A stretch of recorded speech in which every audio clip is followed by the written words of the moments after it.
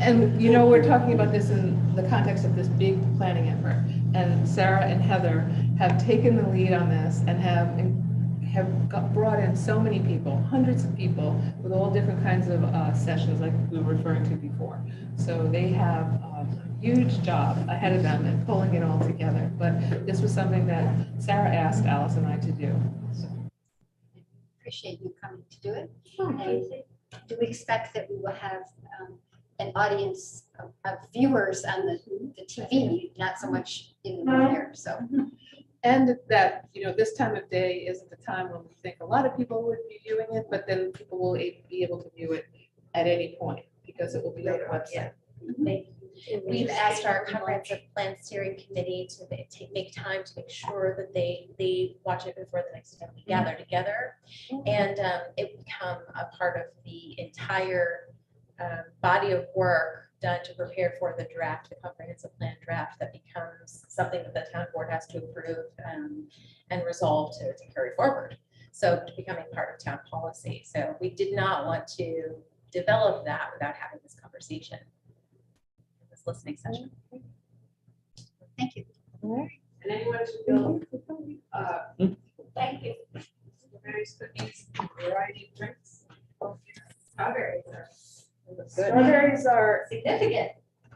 I've learned over time that they were significant. They show up a lot in the embroidery, and there's all the berries are important and special. I was told when I talked about strawberries too much, but they're the first, even though these are from California. Not the area that's has the Then drop. they're being in person. See that on TV? It's No. better being in They person. have a pullback for certain Being perfect next to strawberries because they got, they're real bad. No, I just got these from Wegmans this morning. They put like 17 people in a hospital.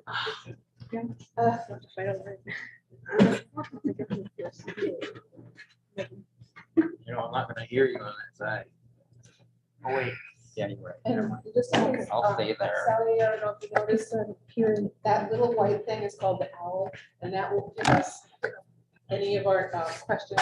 It's a really wonderful device. That's why it's called the owl, right? And Susie over It there, looks like an owl. the Now it administrative does. assistant supervisor, is running that. Heather and Sarah are more familiar with this than I'm in the right direction. So it records Yeah, us. yeah, It yeah. goes the whole speaking. So there's. Oh, it's called an owl because it can turn its head all the way And it's around. not- Yeah. So much draft where it's Oh, and- here. Usually there's a screen up here behind us. You two can order one of these. Folks I are mean, asking how questions. is it? Yes. This is what we just got a grant for. Actually, this one, about I did more research. yeah. I was actually having lunch. But it's supposed to be this way, Did you want to put that? being the top and the white. And since I was in Manlis, I go back to Oh, sit down, I reverse. I can make close to that. We can just grab it then. I'm actually had a runny nose. Okay. Upset stomach this morning, so I did a COVID test. Just feel it safe, so I. It's reassuring, but then you can sit around all day and say, oh dear. I keep you busy. Only the people in the room will have an option of asking questions. With this small number of people, I don't think we need to deal with our index cards. We'll just kind of see how we go. But we do expect that there's a lot of content. And I'll try really hard, but anyone feel free to flag me down if we're not saving time for questions. Alice and I had a really hard time narrowing the questions. We could have used a whole series, but we hope we're getting to some important things that to start us off. All right, you ready? Oh, got it, almost. Where's your hat, Tony? Just. Yeah. When do we start, Susie? Can you tell us? Oh, we're live. Okay. This is a very informal conversation. So. Yeah, I gotta tell somebody, don't be calling me because I'm gonna be at a meeting. Yeah. No, I can't. It's all good. Okay. Did I mention that Tony and Wendy are brother and sister? Well, I want to welcome on behalf of the town, our distinguished guests today, Wendy Gagne, Tony Gagne, and Lindsay Spear. Alice and I are, Casey and Alice Massa and I have worked on this at the suggestion of our town elected officials. And we also want to give thanks to Susie, who's doing our tech over there. This came about in a conversation, another conversation that we were having through the comprehensive planning. And Alice was the facilitator of that group. I was a participant, and it was about historic preservation. And a lot of people in the room were very interested in hearing what Indigenous people had to say. So as a result of that, that was fed back, and this conversation came into being, and we were asked back in January to put something together. This is a listening session for those who are tuning in. It's a little bit different than a focus group because our guests have a lot of information to share. So most of the conversation will be coming from them. We hope to increase awareness of the people in our town about the first people who lived on the land, who have a perspective on land that is important for us to consider, especially at this point in time when we're having so many environmental challenges. In terms of language, we know to call folks the Haudenosaunee, but we don't have a word for ourselves. And we discussed that a little bit. And from people who have been living here for thousands of years, a very nice way of putting it is that we're newcomers. So when we refer to ourselves in this conversation, we are the newcomers. When we talk about when we arrived in the 1700s or 1600s, if we're talking about down near the Hudson, we are newcomers to those who have been here for thousands of years. But I'm going to ask each person to introduce themselves so that we begin to have that conversation. So Wendy, would you like to start? Oh, yeah. No, we got something else we want to, because we read your thingy there. And, Okay. got to do other things first would be better. Perfect. Do it. Our Thanksgiving address comes Yes. first. Yeah, before everything else. Okay.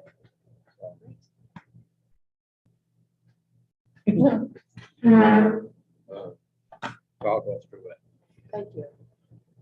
In kada go to ne kana hanyu nai he indio ko swada hon diosta nai ya to go ni to go ti sai ne tafni go ho denk nai ne hadi k doni go ti ke skata ne e on dega na go and do diet ne kana hanyu di nenga wa kai wa ta kwa ne to no nenga de go to ne handa kai ko tekwi dan go ya to ni wan do that to ni o has to say that ne skeno atwana to ni hik dan go ne ni dio kweti ke un go yusi ne tana skada hen boyan go ni ko ha wa di ti no he ti no ha ta hawan ja de dan te dik ke tek ni go ni ko ha down here ta hawan ja da di nai ne ti no ha ti no hen ko to no ho yen twasi ta ni yu ne in go te ke hase to no de go ha de ni go hio sta kui dan ne ni wa tawi te kai ason ko ti pa tien ti ta no ni sagui hunda nai di wait with the no nyas ka the hendwa and what ni go ha what di ti no he ti no ha ta hon ja de dana te di ne tek ni what ni go ha down here 2020 ne hot no kwa te ki nai ne kwa kwan ot kwata ni hondo de nai ne ke tenka dana te di ne tek ne what ni go ha down here what did you no he ne what the hondo ke nai ne kwa kwan ne what dana te di ne tek ne what ni go ha down here what did you know ne kondio nai ne kwa kwana ne skena do dana te dik ne kwa ni kuha down here what did you know ne te kondio te kondio tunda te kondi wani os nai ne kwa kwana ne skajiena dana te dik ne kwa ni kuha down here what did you know ne John Hefwi dana te dik ne kwa ni kuha down here what did you know ne Neganos. Dana te dik ne kwa ni kuha. Down here, but said on the hand, said what gia and the kakakwa. Nai ne, iti soda suhaka kakwa desane, but just in the guinu. Dana te dik ne kwa ni kuha. Down here, what said on the hand, kai ni kui jumke yadu. Dana Tadik Nidik Nipat Nikoha. Down here, Chaduna Hane, it is so da Hatawana Don days. Night Nate or R Nate. Scanner art so away Nate when Jagi. Dana Tadik Nidik Nipat Nikoha. Down here, but Chaduna Hane, Chadwa Kwana Scanner Dio. And Sungwa Isa is Sungwawini, I will. Dana Tadik Nidik Nipat Nikoha. Down here, what said when I had a Kaheke Hanaga, soon quite decide. Dana Tadik Nidik Nipat Nikoha on and was so I would the weaver, Nag one dad, 98 to that manless. Danito. Now we can begin. Tony just went through our Thanksgiving address. Ganahanyu, we call it in our language. And that's the proper way we begin any gathering, whether it's a formal meeting, whether it's a ceremony, whether it's a happy wedding. We begin by first giving a Thanksgiving for all of the gifts that we see and use every day in creation. We begin by thanking each other that we're here and we're happy today. We greet each other. And then we start with the grasses and we go up. We give thanks for the medicines, for the strawberries, which is the leader of our plant life. We give thanks for the trees. The leader of the tree is the maple. And we give thanks for the sap that runs to nourish us every spring. We give thanks for the animal life that give us so much to sustain our lives. And the leader is deer, Scanadu. We give thanks for the birds that fly above us, that wake us up early in the morning, and also for all the gifts that we use from the bird life. We give thanks for the foods, all of the foods that sustain us, for the waters that flow, for the streams, for the little puddles, for the big oceans, the rivers. We give thanks for all of that before we begin. And then we turn up to the sky world. We give thanks for the stars at night that shine our way, for the rains that come and wash our lands clean, for our elder brother, the sun, and their grandmother moon are also mentioned in this way when we begin. And it brings us to one mind. We say we're one mind, and it's a humble way to begin any kind of gathering, because we appreciate all of that, the goodness that's all around us.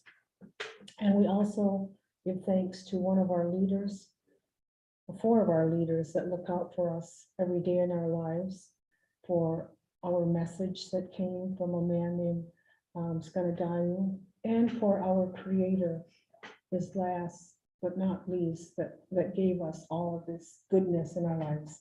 And that's what we do whenever we begin. So now we're ready to begin. So, Wendy, you are a clan mother. Yes. So if you could explain a little bit about that.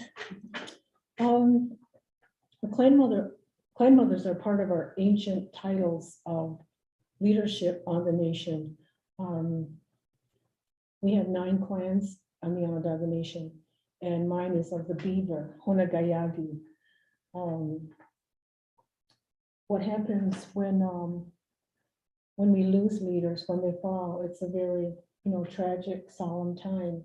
And our clan gathers, all the beaver members gathered together. When we lost our clan mother about 9 years ago now, going on 10. And they asked me to take that title, and that's how it's carried on. So I was very surprised and overwhelmed, and it's a mourning time, and you're very, it's sad.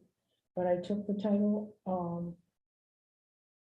until somebody else will be replaced, because I was originally installed as a faith keeper, which means I had duties working for the Longhouse ceremonies mostly, and working alongside clan mothers and chiefs. So our system is very old, it's very ancient. It's unlike your system as town councilors, because we don't vote for any of our leadership. We observe and we watch. We watch children when they're growing up as a grandmother.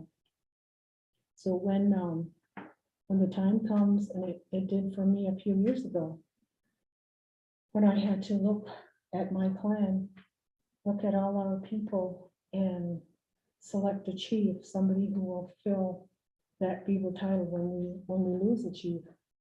So that's how our process goes. And I think I'm taking too much time in my introduction. But, We're honored to have We're you. good. We're all Now, good. So Tony is I a did- faith keeper? Yes, he is, and he can tell you more about that, but I just wanted to, I tend to go on these other lengths, so I don't mean to dominate. No. I Tony think says it's most important that you talk about what you want to talk about today. We have questions only if there's a pause, and I don't think we're gonna have a lot of pauses. So please feel free to go ahead, Tony. So you're a faith keeper, so can you explain what a faith keeper means? What, Yeah, faith keeper helps with the ceremonies, because there's faith keepers that are of the clan, and then there's faith keepers for the ceremonies. And then for me, I'm a faith keeper for the Longhouse side, which is 5 clans, and I have a partner that's on the other side, who's a faith keeper for the Mud House, we call them, and they're 4 clans. So. But it's just to help keep the ceremony. That's all we all do, and we all keep the ceremony going. so I'm honored to be here with you, the clan mother and the faith keeper. And Lindsay, please tell us what your role is. So my name is Lindsay Spear. I actually grew up here in the town of Manlius. And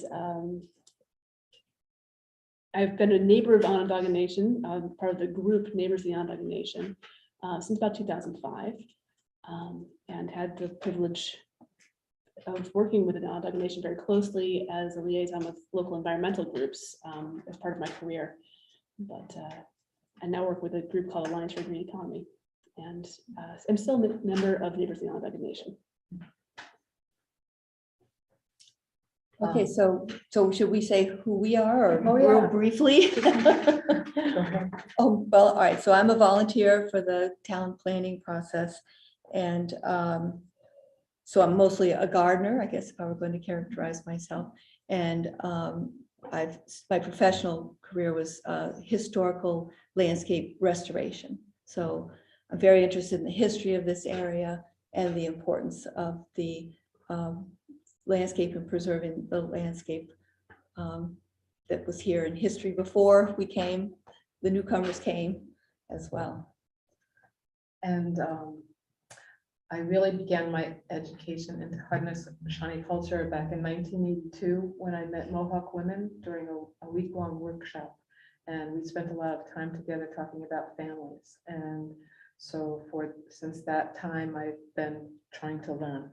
I am also a member of the Neighbors of the Onondaga Nation, and I am very grateful for everything that I have learned over the years. So, if there's a particular topic you would like to start with, we don't have to go in the order that we talked about, but I was thinking we would transition to talking about the treaties, Tony. So in our website, it says that the town of Manlius was first settled in 1790. And we know that we have actual physical evidence of indigenous people going back much further than that. And I don't know about the numbers, and I don't know that that's important, but you've been here a long time or always. Can you help us to understand a little bit about the story of Hiawatha?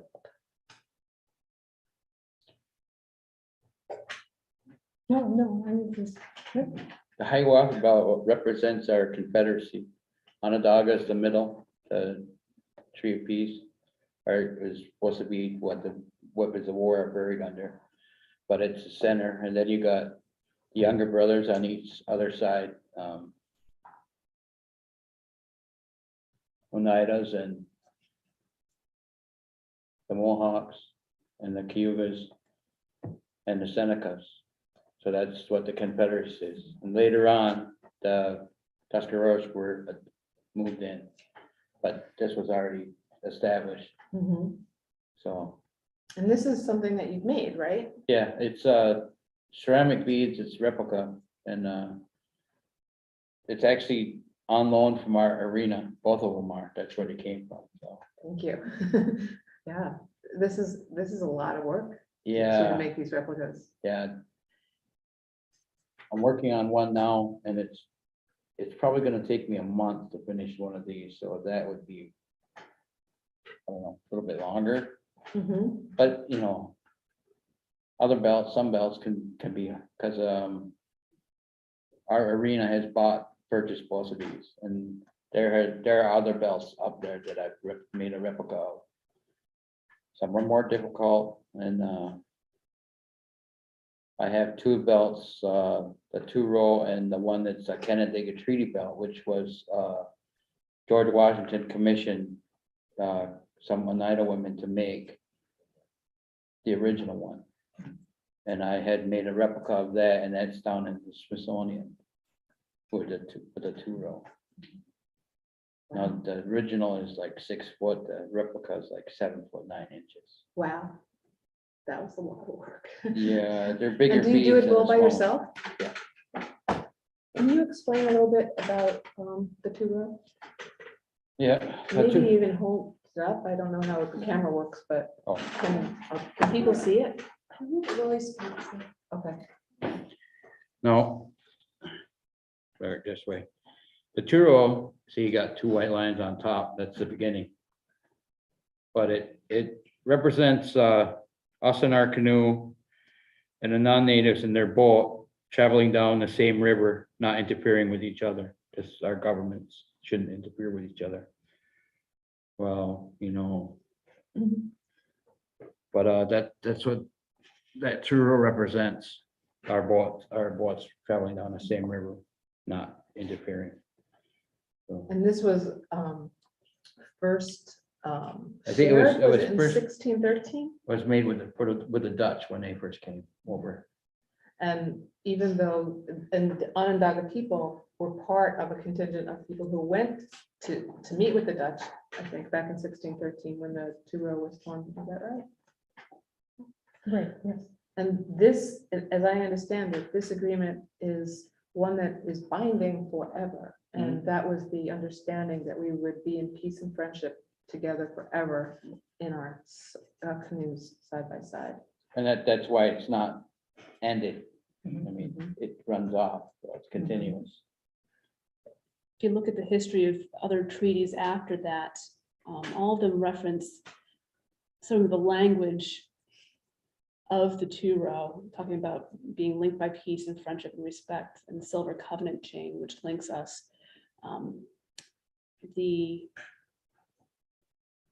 So all the other treaties that happened within the British later on, and then with the US government with the Treaty of Canandaigua in 1794, which is the George Washington belt that Tony was referencing. There's a very formal process of treaty making between the peoples that would always reference that, they're calling it polishing the Silver Covenant chain. Because silver can be polished, we can renew relations with each other. And so is today an example of polishing the chain when we're talking with each other and finding a way? I think so. I would say so, yes. The belt is Gaswenta is the name of it. And our council of chiefs, when they meet, if they're gonna meet somebody that's newly elected, like I remember when Dan Maffei came to our longhouse, and other political figures in central New York have come to our longhouse, they might ask Tony to have a gift ready. A lot of times we'll present them with a Gaswenta, because that's both of us, you know, together, and it's still alive, it's still used in our meetings, in our gatherings that we have. It's very important, and it is never ending, because we're still here. We're still here, and we're traveling down this road of life, and you're in Manlius, and it's beautiful, and then we're where we are in the Onondaga Nation, and it's our home, and it's where we've always been. So.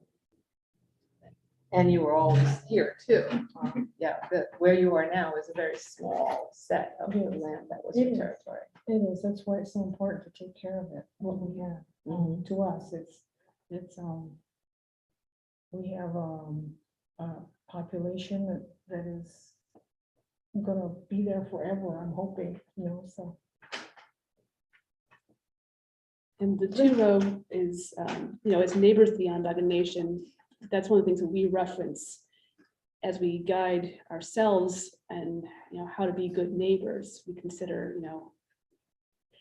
are we, we look for ways to steer our own ship because we know the Onondaga Nation is not going to. And, but we also know our ship has often gotten in the way of their canoe quite a bit. It's really interesting. So in 2013, we did this event called the Two-Row Wampum Renewal Campaign, honoring the 400th anniversary of this treaty between the Haudenosaunee and the Dutch. As we were preparing to do it, we were going to travel down the Hudson River from Albany to New York City, side by side.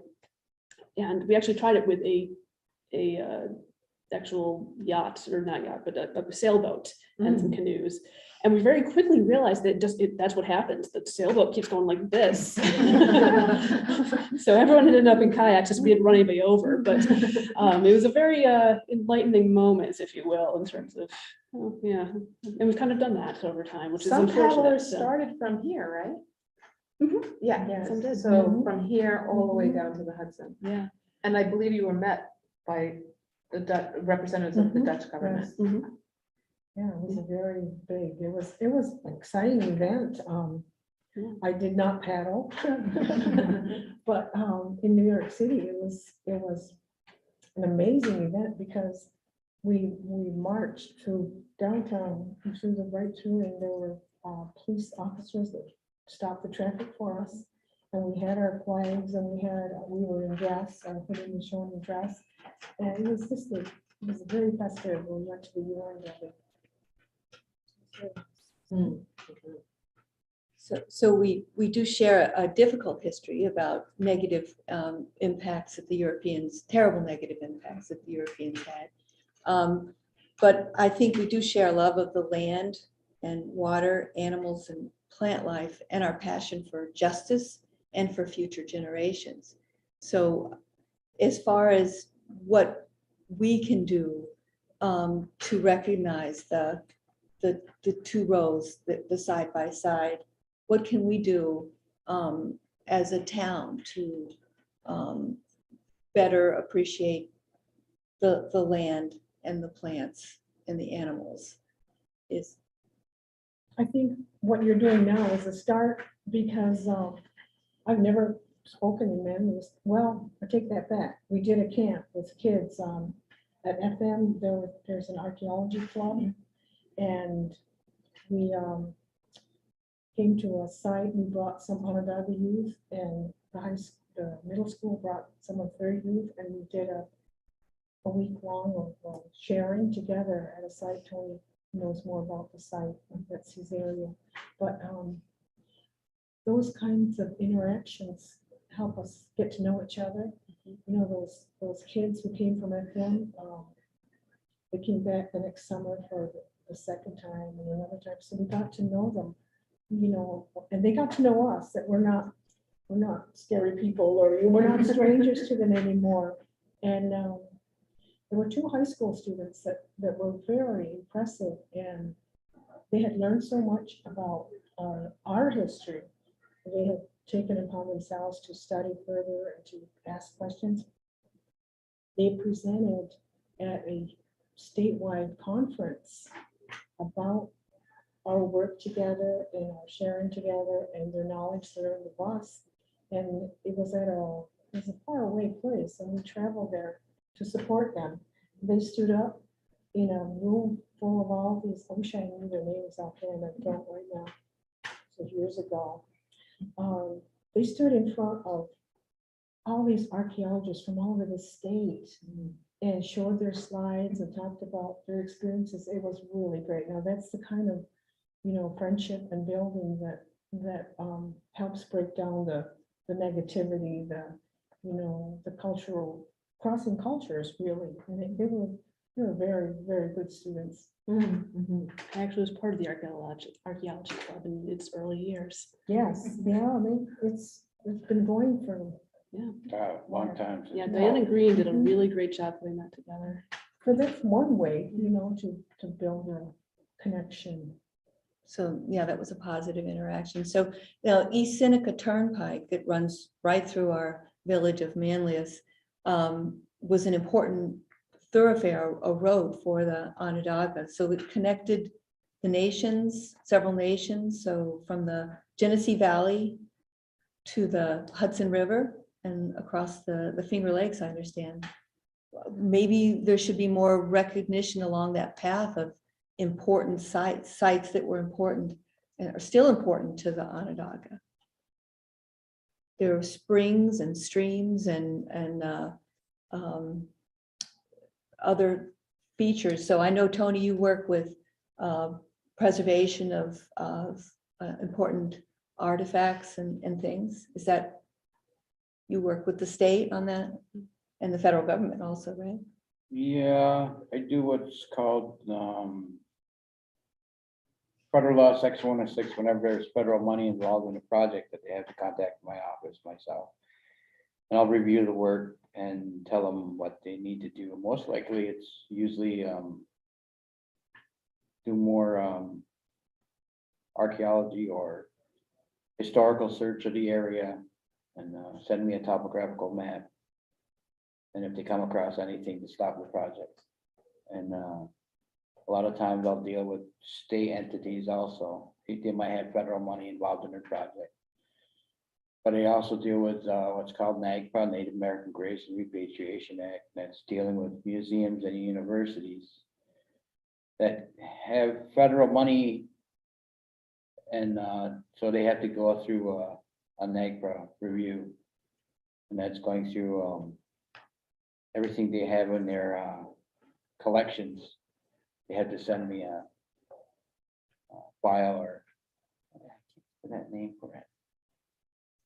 A report on it maybe, but I know that there's some features like there along East Seneca Turnpike, there was a really important spring called Deep Spring. And it's not been protected. None of these sites have been protected. And the word got out that there was gold there. And apparently people descended in the 1800s and everybody dug. They brought their shovels and they totally destroyed the whole area. And then finally the spring didn't flow anymore from all the digging and blasting and everything. And this was a really important spring. It's in the treaties. It's in the history books about this 70-foot deep spring that the children, the Native American children, would drop things in the spring and it would come out in Mycenae. So it's all connected underground there from up on Palmer Road and that area all the way down to Mycenae. So there's rivers underneath there. One of the questions we talked about is like, if we look over there on those maps on the wall, they're called land use maps. And part of what will happen through comprehensive planning is that we will have new land use maps and there'll be zones for different types of things. And when I was thinking about this question, I thought, land use, that it may not be the same way that you think about land. And I wanted to just toss that out to see what you think about that, Wendy. Oh, well, land, we have so little of it, where we are. If we were going to build any kind of infrastructure, we would have to talk with our people, talk with their plans. It would go into council. There would be a lot of discussion. Because like I mentioned earlier, we don't vote because if the zone comes up for whatever the building is going to be, we have to talk something out in our council until it's agreed upon. And that is not an easy thing to do. It involves listening, although you might come in with a whole other opinion, you're going to listen to your group, you're gonna listen across the well, you're gonna listen to what the other members are saying about this, proposed project, and eventually a consensus is reached. It does work, and I know it's difficult. I know, I've heard of other listening sessions that don't go so well, and we have certain protocols that we follow whenever we gather in a meeting. If you're speaking, the speaker always stands up. In our longhouse, that's where we hold formal meetings. And that means they have the floor. That means nobody else is gonna interrupt them. They go on.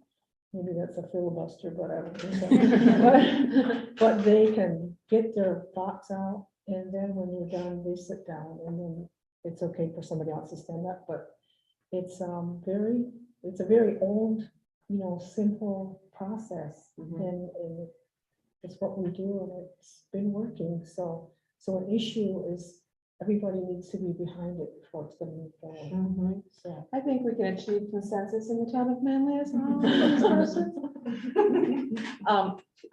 But it takes a lot of time. It to does, get to yes, consensus. a lot of times. A So lot of times. things move at a pace where And everyone comes to sometimes it agreement. would be, they'll say, we're gonna put it under the pillow. That means they're gonna think about it some more, or table it, I guess you would say, but we have a lot of issues that get put under the pillow and then we brought back up again, and then the circumstances might change, or something new might have come into play, so. In our appreciation for the gifts of nature, we also have responsibilities to it. And I don't know that that's something that the newcomers think about as often. Can you, either of you, comment on how responsibility to the land and all of nature is viewed? Well, it's all in our Gunner Handy, which we said, because you have all these beautiful gifts that we, the water, everything that we use, we need to be thankful for it. That's one of our basic beliefs, fundamental belief, and to appreciate it. And if you're in that frame of mind, you're going to take care of it. You're not going to pollute it or destroy it or ruin it. A gift, that is special to you, to all of us. So it's difficult because, we do all have our own issues with negativity that, comes in. But in our way of life, we have these basic teachings that keep us focused. When our hunters go out, they don't hunt the first deer they see, or the animal if they're going to feed a family. They're going to let that one pass, because we're not going to deplete the resource of our food source. Same with our gathering of our berries, which is our leader there, and they're going to be coming up soon. We've seen a lot of blossoms. You'll see a nice berry patch, but you're going to pass that one and go find another one, because you leave that. Those are the kinds of teachings we pass down to our children, and that's how our way of life continues, through those kinds of traditional way of thinking and taking care of our land. I'll make sure we see a little time for questions, but we started a little late, and Sarah had said we could go a little longer, if that's okay with you. It's 3:41. Okay. Alice, you wanted to ask a question? Well, one would be like, we're aware of the work that was done with Onondaga Lake in protecting the water. And we have some important waterways here in the town of Manlius. There were Onondaga names for Limestone Creek and and Chitnago Creek was very important, as far as it was kind of the easternmost portion of the nation. How would you advise us as far as respect and appreciation for the waterways? Renaming them? Is that what you're thinking about? No, not if we're Oh. gonna rename them. So maybe that's a thought, have the other name on there too, on the, on a plaque, that's an idea. It's really interesting. Yeah, that's a good idea. So, There's that map that we got up there in the office. What's that, Onondaga names all over New York. That was a presentation that was given through the lecture series back in 2015, I think, and one session was just about differences in names. Are newcomers like us welcome to visit the Onondaga Nation? Well, this pandemic time, everything has gone shut down, and we've been pretty much shut down for 2.5 years now. And we're just now starting to, we have a restaurant called Firekeepers. Oh, yeah, it's gonna open up next month. And yes, we just heard it's gonna reopen. They have a lot of work to do, getting their staff and getting Next the month. foods ordered. So we're just beginning, but we do, and there's also, we have a sports arena. We have 2 new ones. That lacrosse is very big on the Onondaga Nation. It's a traditional game, and the teams start with little tykes all the way up, peanuts and tykes all the way up to the old sticks, the men who play. Well, I'm a sports fan. At Onondaga, one thing I just want to mention that our women don't play lacrosse. And it's exploded all around central New York and all over the country, lacrosse as a game. And so we know that colleges have teams and high schools have girl teams, women on teams, but at Onondaga we don't. It's just a game for our boys and our men. But we're the biggest fans. The mothers and the women are the biggest fans. So. one thing we didn't talk about is the 7th generation principle, which I found really interesting, and I think a lot of people don't know what the 7th generation principle is.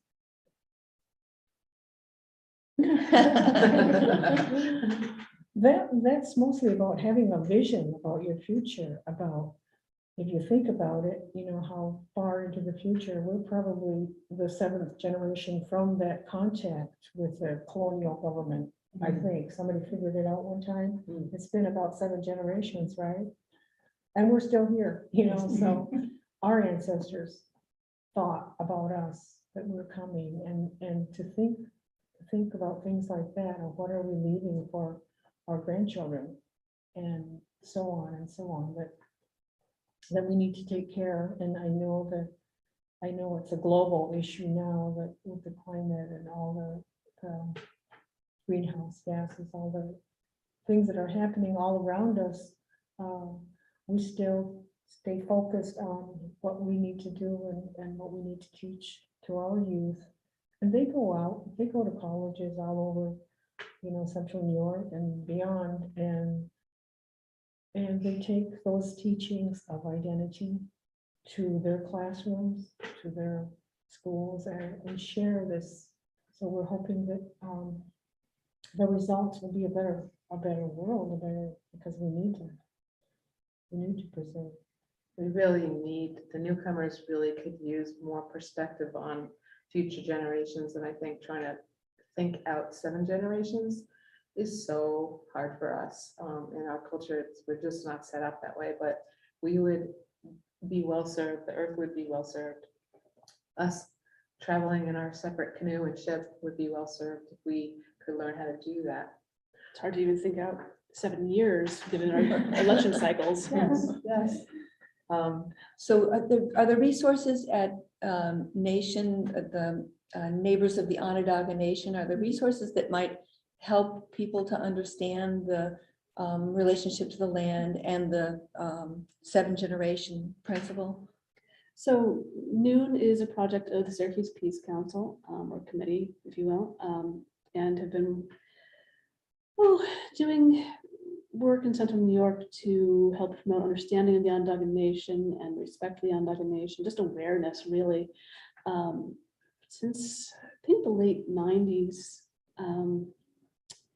And over that time, we've worked closely with folks at Onondaga, Wendy particularly, to develop a number of educational resources to help people learn.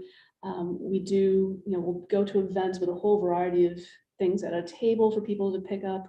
One of the things we developed over time was this Neighbor to Neighbor, Nation to Nation booklet, which has a lot of different writings. I've learned a lot from that, Yes. from that workbook. Yes, so, great we talk information. about, understanding the sovereignty and of the Haudenosaunee Confederacy and their government.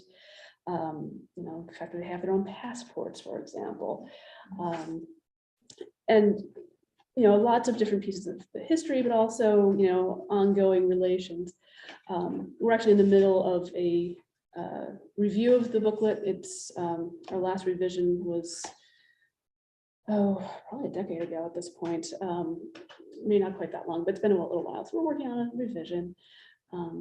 Some of the other things we do, we've got a program called Witness to Injustice, and it's based on the Kairos Blakely exercise, which came out of out of Canada. About it's an experiential learning process of just sort of understanding from an Indigenous perspective what it was like to be here as the land was taken.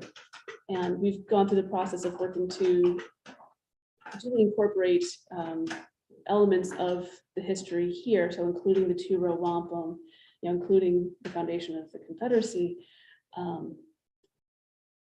into those pieces. And so there's been a lot of, it's been offered to schools, it's been offered to community groups, and there's events scheduled all the time. It's a really excellent opportunity to learn. So Onondaga, they know this land. They're part of this land. We share this land with them. So there's a lot that we can learn about appreciating our land and caring for our land from the Onondaga, from the Haudenosaunee. I would recommend that the town perhaps consider holding Witness to Injustice sessions as part of our preparation for this. Some of us went through that exercise, and it's very powerful and it's really well designed.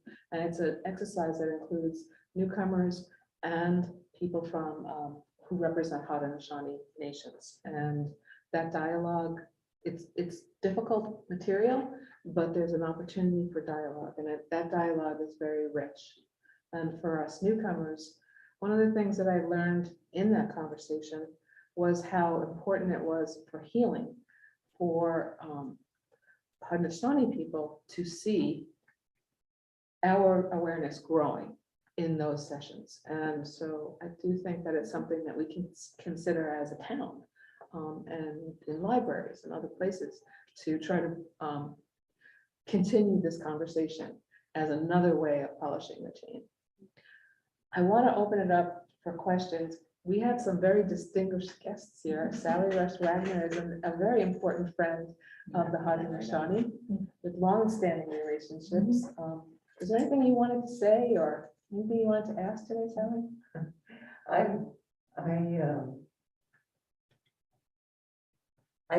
learn every time Wendy opens her mouth, every time Tony opens his mouth. And I'm grateful for the gift of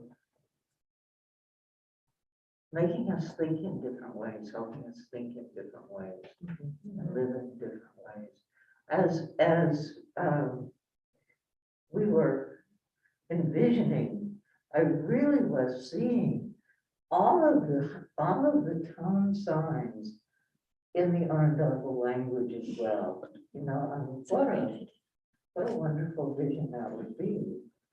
For me, the idea of recognizing at every moment that we are the settler colonialists, that every way in which that can be an everyday awareness. And I come away with thoughts that Heather and I will carry to think of more things we can do at the Gage Center for Social Justice Dialogue as well. So thank you. Heather, would you like to comment on the Gage Center and Sure, its resources? sure. I'd love to say too that growing up here, loving the land, being drawn after 18 years away, coming back home, feeling at home in nature here. I can't get over the lies that have been told about the start of history being the Revolutionary War, which is really the origin story that everyone's told here is a lie, and it's very clear that it's a lie, but it's a fantasy that we can either keep holding up or find a way to, stop looking at the cloudy fantasy of it. And we held parades and we celebrate Memorial Day. And yet we also love Green Lake State Park and know that there's something in our backyard that we all love that's ancient and deep. And we know that there's more going on, probably spiritually too, there, you can feel it. So I think that I want you to know that as a town councilor and someone who gets to work at the Gage Foundation now, we have insist, and there are 3 counselors here too. Alyssa Taliano is here, Sarah Bollinger. We have the current town government here is very interested in opening up an idea and a conversation that needs to happen because there's a will of the people for curiosity and interest. And I think that we also want to see a way we can encourage other towns. Because we always talk about our interdependence with the city, for example, the city of Syracuse. And we know about our interdependence related to water. So clear to us, water is something that we get. So I just wanted to say that. But then, so the Matilda Jocelyn Gage was someone who, I've just joined the foundation, and Sally established it 22 years ago after learning about Matilda, who was a radical feminist, a free thinker who ended up learning so much from her neighbors and became an honorary member of the Wolf Clan of the Mohawk Nation. And I'm learning a lot about how the suffrage movement was not, it didn't spring out of Athena's brain, but rather a lot of women, including Lucretia Mott and Elizabeth Cady Stanton, had a chance to meet members of the Confederacy and observe and learn through observation. And so that is something that we physically have this home of Matilda's in the village of Fayetteville. And it is a spot where people it's a place people can convene virtually, but also physically to learn. And we're very lucky to have had the clan mothers come and curate the experience inside the Haudenosaunee room. And people don't leave visiting the Gage Center without understanding the connection. So thank you. Please know that we would love to host you there anytime. Interesting to talk about the revolution. One of the things that kind of blew my mind when I really kind of understood it was the fact that at the time of the American Revolution, this was Haudenosaunee land, unquestionably. The treaty line was at Fort Stanwix, Rome, like it just, the colony of New York ended there. And we actually owe a lot of the current American government form of it to the Haudenosaunee. They were and still are masterful diplomats. To this day, the Haudenosaunee are working at an international level. They were very involved in the creation of the Declaration on the Rights of Indigenous Peoples at the United Nations. But in the time of the colonies, the Haudenosaunee did a very good job of playing the European powers off of each other and maintaining their land and maintaining a very strong confederacy. And so, Benjamin Franklin, was transcribing treaty negotiations where the Haudenosaunee, like a treaty didn't happen anywhere in the East Coast practically without Haudenosaunee representation.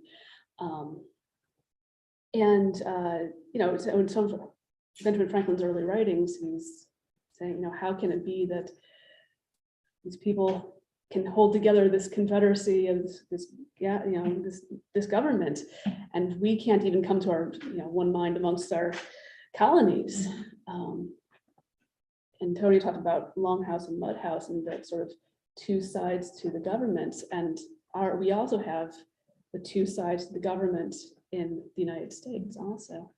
The original version of, the Two-party, yeah.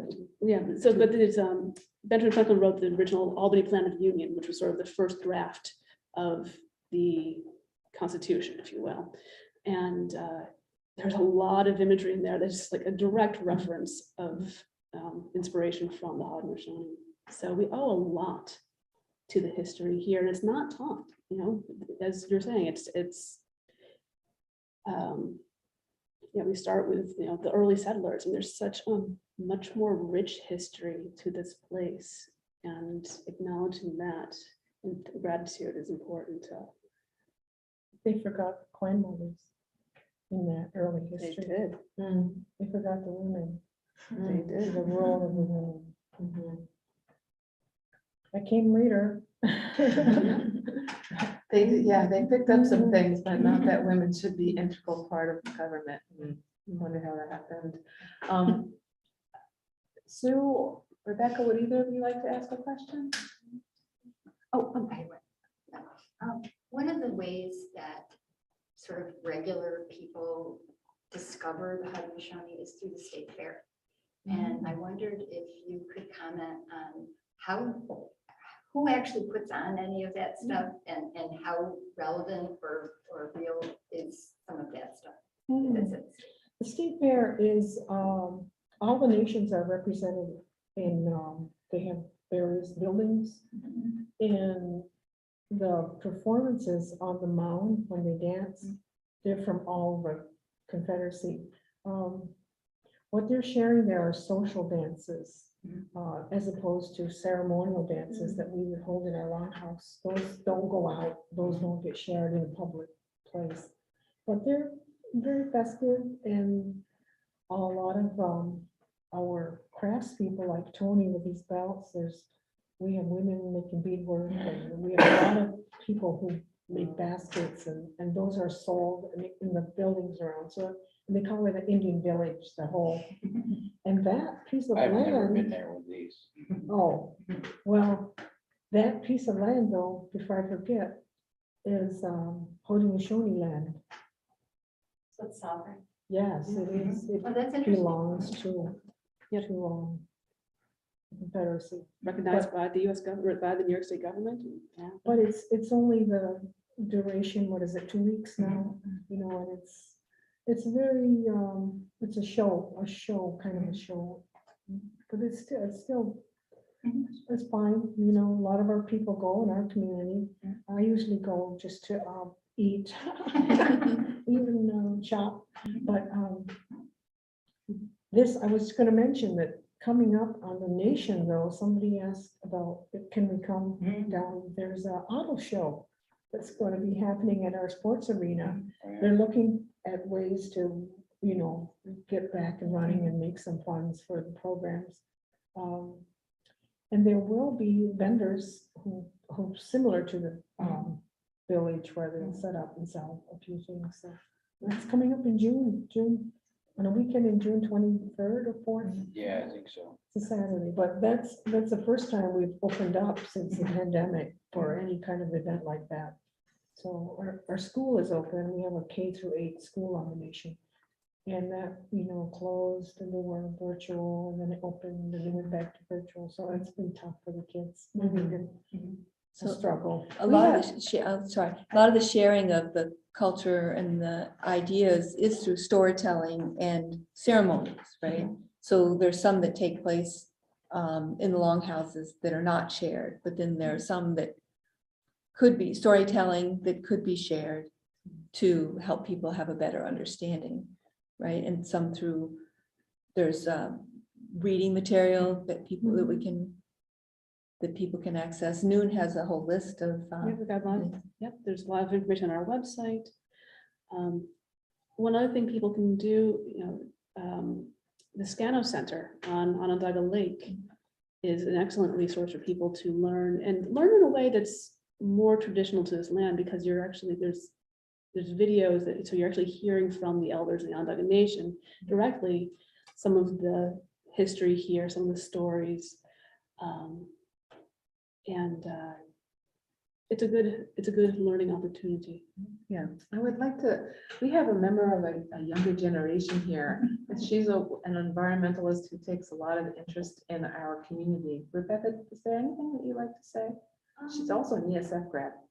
Yeah, I grew up here in Fayetteville and I graduated from ESF, and I'm an environmental educator and nature connection mentor.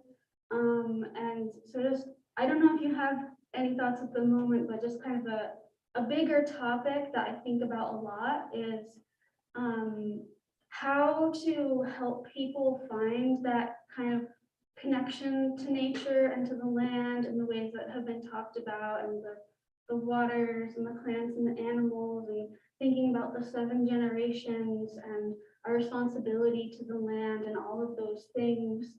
And something that I think about a lot is how to do that, you know, as newcomers, how to find those parts of that that are kind of universal to being human, that I can share with other people, and things that we often learn from Onondaga and from other indigenous cultures, but without, you know, taking the parts of the culture that are not supposed to be shared, you know, staying in our own boats.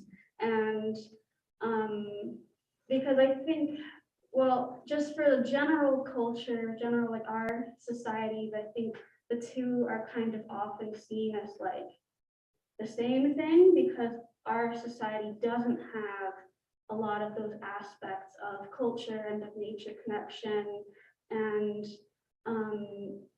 yeah, so that's just something that I think about a lot, and I would love for us all to explore is how do we find those things so we can help us newcomers develop that connection, and but in a way that still is respectful, and that we're in turn are supporting Onondaga's sovereignty. And so yeah, this was an example, like I would love to learn all like the original names of the streams and the waters, and the original names of the plants and animals that are not named after European naturalists, that they named after themselves, and learning some of the stories. But I know some of the stories are not supposed to be shared and some of them can. Like last summer, I worked at Baltimore Woods as a nature camp. We have like a campfire day once a week. Like I told one of the stories about like how the birds got their songs, that I read in the book, because I really love that story. But a lot of the kids, I was trying to explain to them like who the Haudenosaunee were, and they really had no idea what I was even talking about. So I was like, well, it's important to share this story, but I know some stories are not supposed to be shared, and some stories are, I believe, are only supposed to be told during the winter time. And then like the Thanksgiving address is a really valuable practice, and you know, getting into that, you know, we're all in the same mindset of gratitude to the natural world. And I think I've either read or heard some things that say that, like, you know, the Onondaga and the Haudenosaunee want that to be shared. So I do share that with people, but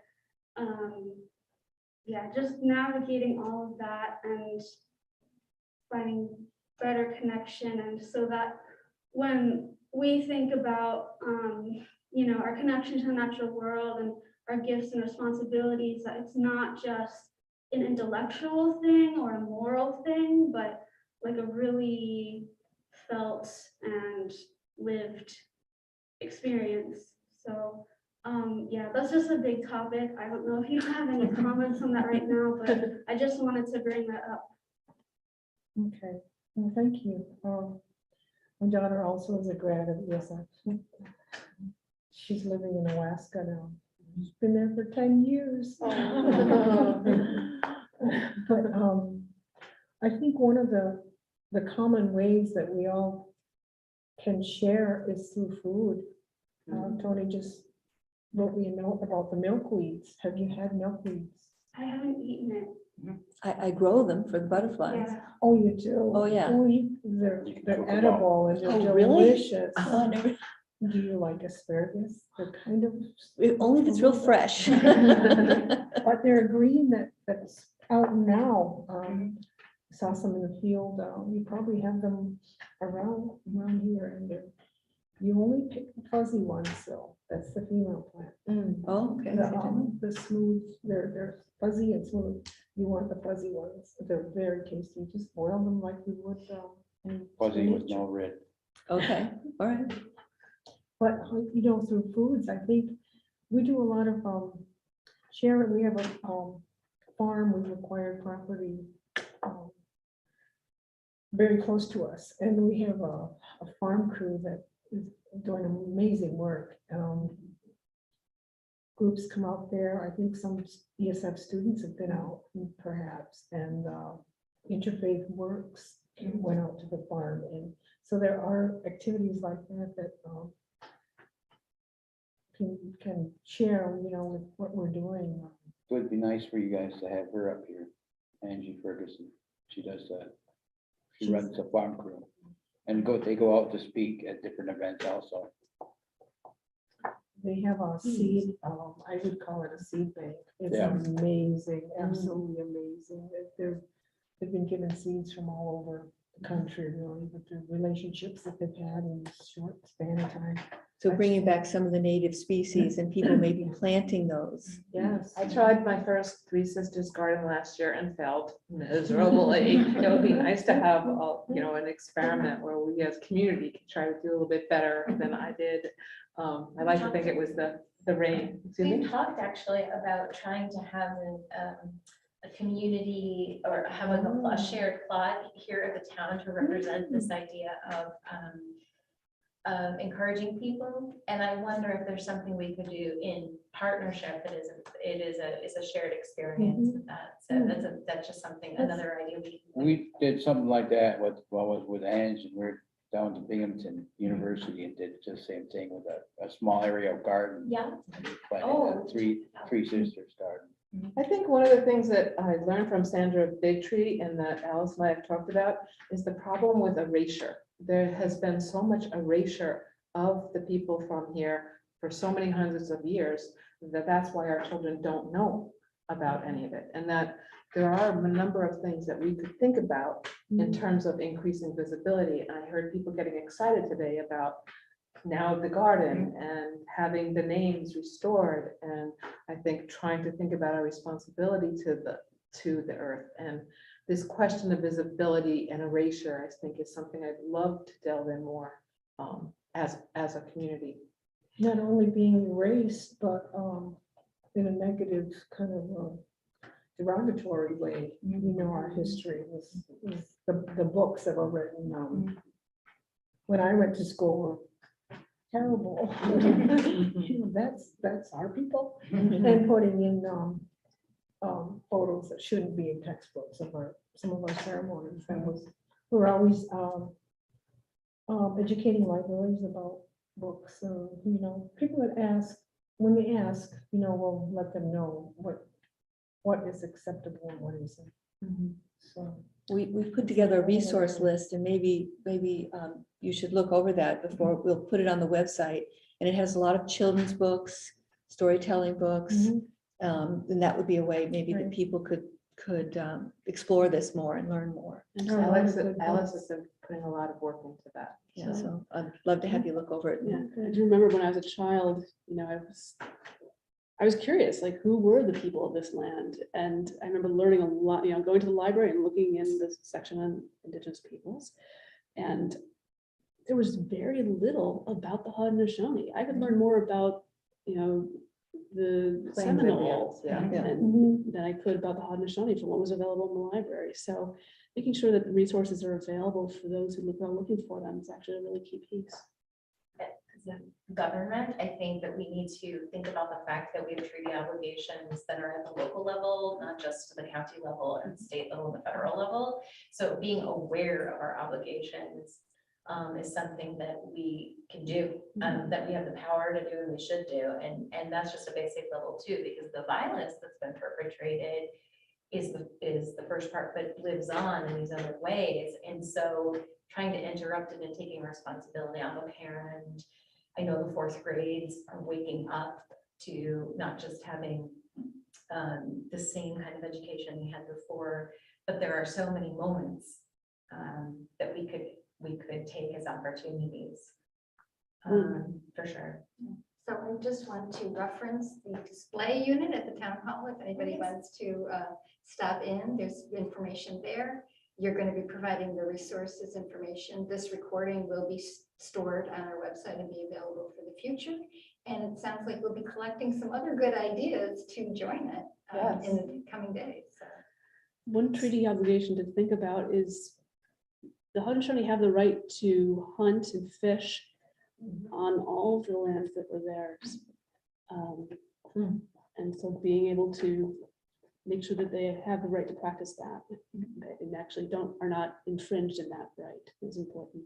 I was wondering about that because I've been to Green Lakes and I saw some blackberry bushes. And I don't know if anybody's. Hunting, fishing, collecting. I know. I didn't know that. I've harvested from the blackberry bushes. Okay. So I don't think you should have any problem doing it. Casey, I just, I've worked with New for 25 years. And I write the newsletter. And if anyone is interested in signing up, you can do that on our website. But I also recommend the Onondaga website and their newsletter. And they have a language piece in part of their newsletter every month. So you can see how they, now I couldn't pronounce them, but you can see the way their language labels those things. But I have been so amazed in the time that I've worked on this. When I started, people didn't even know where they were. And there's been such a growing knowledge out there. And that's been part of Noon's job, to get that knowledge out there and to help our side understand who these people are. So it's been amazing to me how that's grown over this time. And just the amount of things that are published now, articles. And our newsletter goes to 3,000 people across the country. And the amount of knowledge that's out there now has grown so much that I am so impressed by that.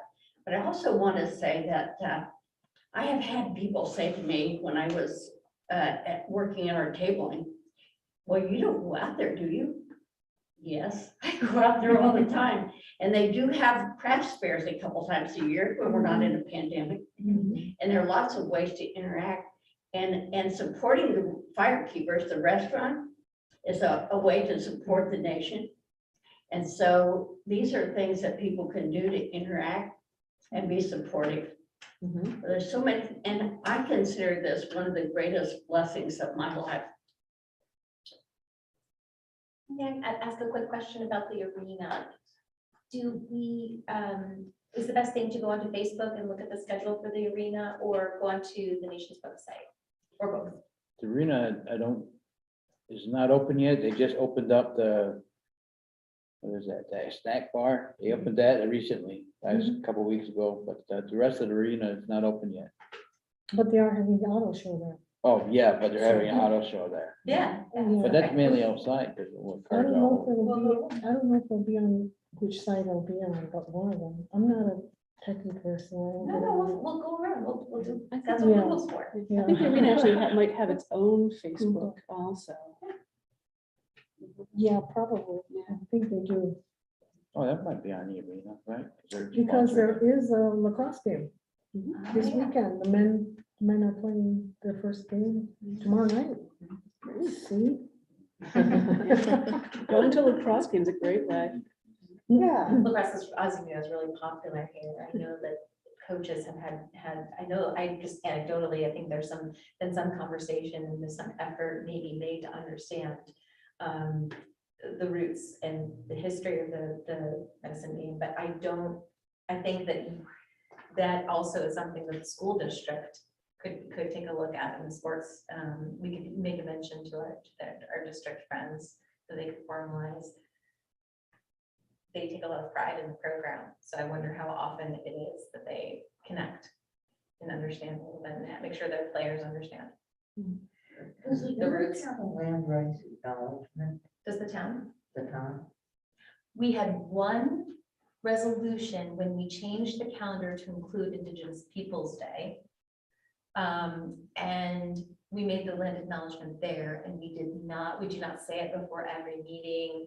We do not repeat it. And I think the idea is that we didn't want it to be just performative and just say like, "Ooh, there's more to be done besides, that's a wonderful thing to do, but we want to make sure it isn't just an empty gesture. That's an area to be developed too. And I think, Sue, you have done some work on this topic and that you Yeah. could be a great resource person Yeah. for, It has, for doing exactly what Heather said. it not has having to do guidelines for it, but it could be performative, but you can make it up. And include certain aspects, but, yeah. but it is just acknowledging that they were here first. This is very weighty. Yeah, and I think maybe when we go back and look at treaty rights and our obligations, it could be, we could establish the acknowledgement and also highlight and make sure people understand that we understand our responsibilities too. I wonder if there could be some way to encourage the schools to develop or work with the land rights acknowledgement that then could be the basis for curriculum. So that it isn't pro forma. What does this mean?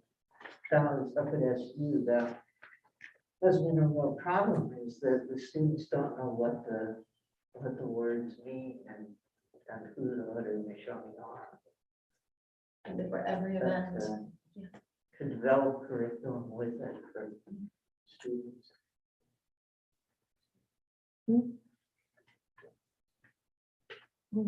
We talk about that some more? Cool. Grant? Oh, my goodness. I thought that- That we deal with,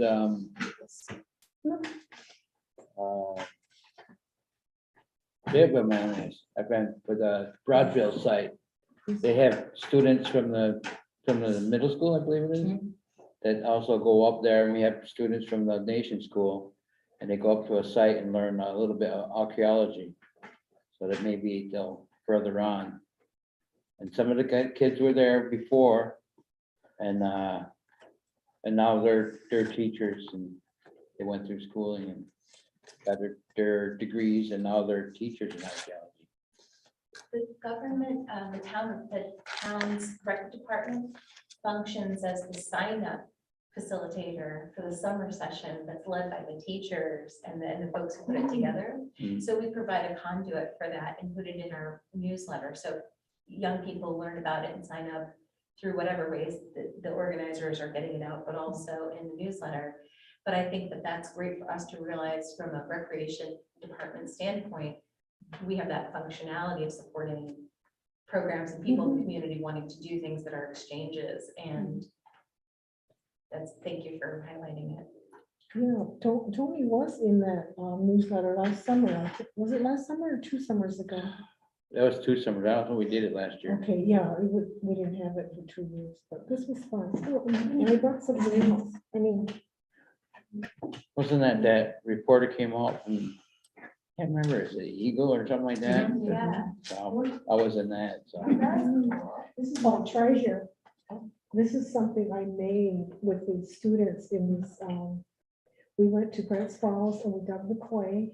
We went back to the school and we all got busy and there was an elder teacher who had been there a long time who was telling us all about this process, and this is what I made. I'm just not artistic, but I wanted to show you. I think I'll just put in, everyone can play with clay. Yeah, but look, it looks like it's got a. It is supposed to be a looks like it's got special volcano. clay that, yeah. Beautiful. It's my Yeah, treasure. they moved the children and adults, made a bunch of pottery, little pottery pieces and made them just the right size. They actually fired it on site at Broadfield. They had a bunch of wood, propped it up, But what he did was pretty interesting, because I did ceramics too before. And he put them into coffee cans, metal coffee cans, and used that as like an individual oven, covered it. And then put a whole bunch of the cans in there, everybody's pieces were inside the cans individually. And then packed all the wood in, so when the fell down, the coals would be embers all around it, and it baked them. So And they put it didn't on- crack. And they didn't Yeah, those crack. cans are a good idea. Yeah, see, I never seen that before, and then I was like, oh, hey, that's pretty good. I am a big proponent of the arts, and there are so many great Onondaga artists. We have a few of them in our display now. Tammy Tarbell being a potter, and Marla Sky and Brandon Lazar.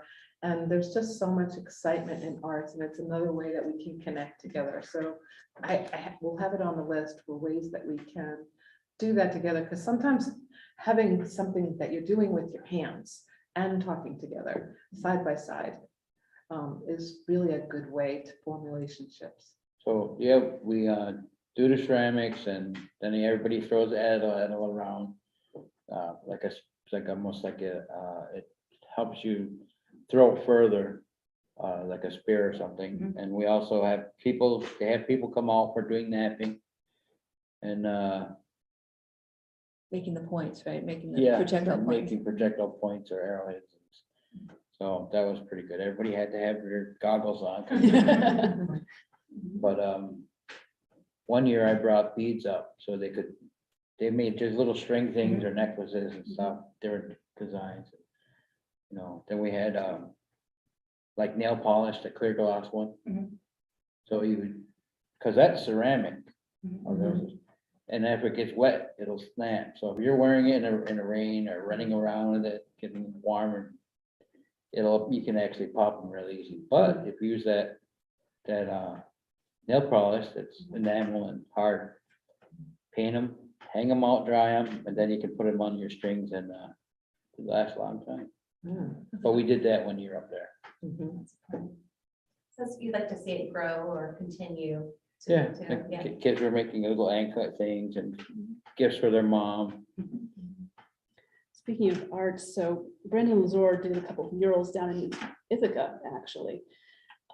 And so they're right there at the center of town. You see these beautiful murals that bring in Haudenosaunee iconography and some of the history. There's none of his work in a mural form in central New York. Murals. Unfortunately, I have to be the person who calls this to a close, and I really am sitting here wanting to go on for hours, and knowing that there are so many topics we did not even touch at all, that come to the table. Is there any other questions from out there in TV land? Oh, I just did have one more thing I wanted to say, if there's a minute, is earlier in the conversation, there was a little discussion about, the concept of land use versus perhaps other ways of thinking about and relating to the land. And you mentioned, when you guys make decisions about, what to do with the land, there's certain processes or something. And, like when we think about, when there are developments being considered or lands being used to put new buildings or other things, I hear a lot of people say, like this kind of pervasive idea that's like, well, you've got to put something there, and this idea that the land by itself just existing isn't valuable at all unless you cut it down and build something. So, but I know there are other ways of thinking about it now, and like, isn't it in New Zealand, there's a river that was granted legal personhood, and there's other things like that happening around the world. And I'm more curious if there's any, different ways when thinking about like what to do with the land that our town government can learn from in terms of changing our processes and the way that we make those kinds of decisions. That's tough because you're in this one row and we're in, so Yeah. I wouldn't tell your government how to operate. They're not gonna tell us how what we should be doing, so let's talk, I will. oh. Well, you're already in Well, because that way of doing this is definitely impeding the other road, you know, that definitely is impeding the other road, the way that it is, for sure. You know, But she's in that other. I'm in the other row, so I will say that, you know, in our ship, we do have some of that language, you know, if you look at ecology, you know, the science of ecology and understanding the interrelationship of the environment and how, you know, certain aspects will affect other aspects. I mean, it's in our sciences. There's also, you know, Aldo Leopold had the land ethic. You know, if the thing is right, if it is, God, I used to be able to quote this amazingly. You know it off the top of your head? I forget the exact wording, but I know exactly. what you're Basically, the thing is talking right if it helps promote the integrity of the natural world and is wrong otherwise. So, you know, thinking about how what we do impacts the systems that are already here, and we've learned over time. I mean, the environmental movement, you know, starting in the 70s, you know, started to learn from the fact that we've made a lot of mistakes over time, and we saw the impacts of that. We saw how we were polluting the streams, and we are learning to change our ways. So I would say that there's definitely still this very much this this taking kind of mentality a lot in development, particularly that If they own it, they can do whatever they want with it. right, The yeah, idea of owning the land, it's mine. right. I And so can come cut back- down all the trees and. And to come back to what Wendy was saying about their process, just to understand that having that conversation amongst the people who are affected by a decision, so that everyone comes to a good mind about it. You know, that's something we can learn from in terms of just the wisdom of actually promoting community. One of the things that there are so many lessons, like Sally, I also feel like every time I am getting an opportunity to listen, I'm learning. And one of the lessons I learned was from clan mother Frida Jacques. And she was talking to the Syracuse Community Choir about the good mind. And she talked about, similar to what Wendy was saying about you don't take the first deer, you don't take the first berries, you certainly don't take all of them, was you take what is given. And that is what we see. And you don't take what is not given, which is under the ground. So you don't go. Imagine if we didn't go with the fossil fuels. That was a path we took. And in our town, we are facing a big decision about going under the ground again for more stone. And that worldview, these worldviews aren't they're merging, they're crossing versus staying in our respective canoes or ships.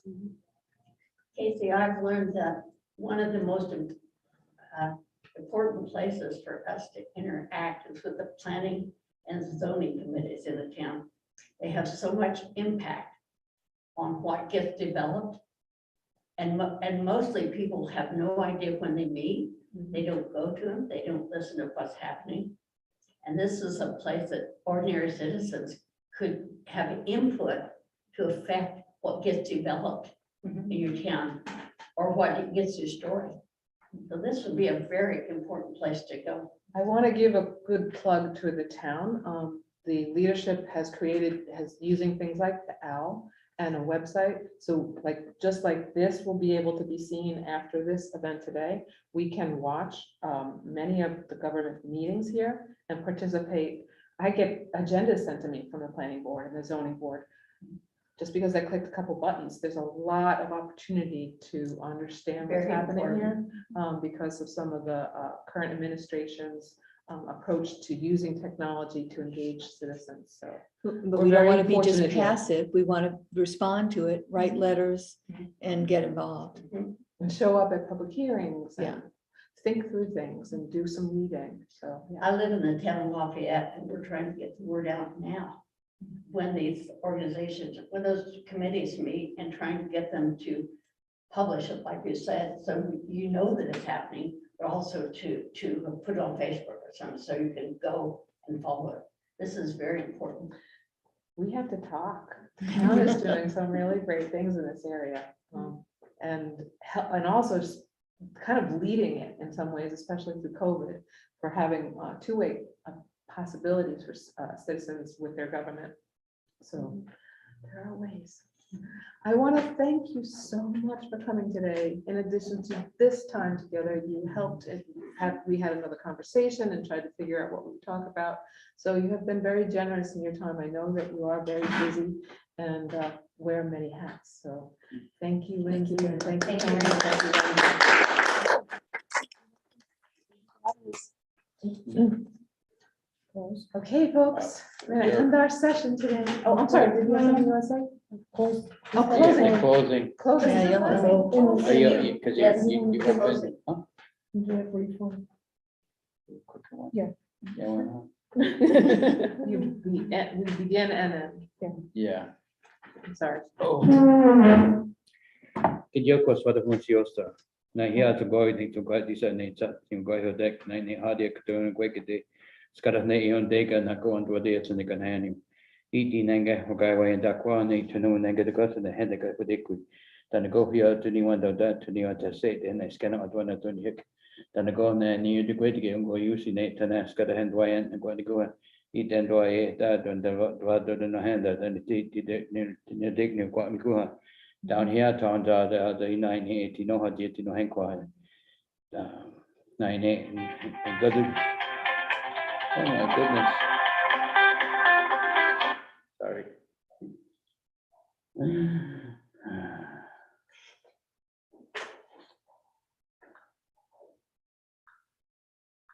Thought I had that on. And I need and got to go to the we're gonna hand you and I need Nitya somebody saying somebody in I need kundi yo na ini ko kon is gonna do I need to kundi yo to get to kundi yo to that na ini ska Giena dan ni dik ni go down here what it in the hand ni Omega nos. That to dig the dick the go hand down here with it in the hand. John Hickory. That to dig the dick the go hand down here with it in the hand.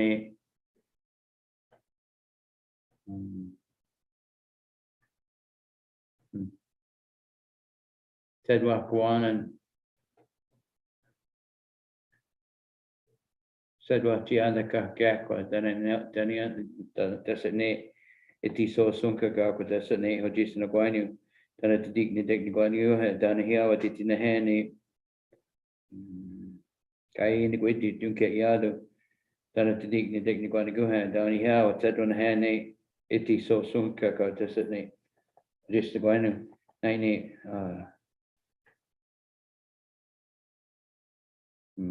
Then to dig the body go down here. But it's in a hand, a guy in the quitty to care is 98. It is so the hot one at on this 98. It's gonna art after way when joggy. Then to dig the body go down here. What it's in the hand. Said what one and it's gonna die and so what decides some going to wheel. Then Then to dig the dignity go down here what it in the hand some good say make again hugging some good say down to dig the dignity go on and to so on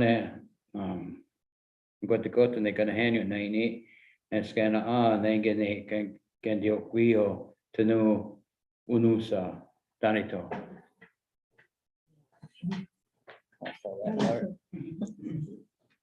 At the end I give a little that we all are peaceful till we go home. Thank you so much. Thank you. And sorry. Oh, that's-